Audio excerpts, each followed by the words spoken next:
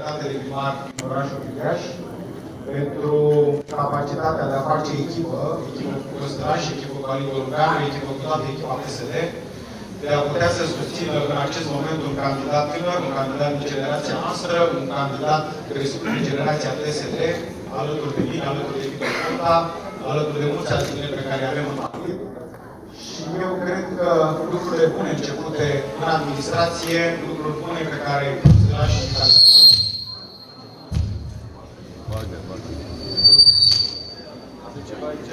avem microfoane acolo. Da, avem microfoane în sală,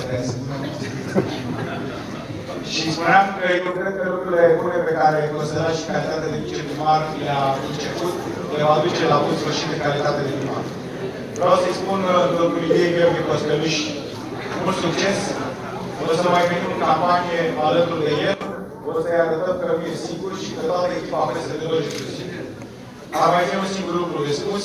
La Dolj, domnule Ponta, este o echipă unită și aveți în față ultimii 3 președinți ai organizației județene, adică eu, domnul Călin și domnul Preteasa, oameni care facem echipă și oameni care ne gândim la județul Dolj și la localitățile din județul Dolj.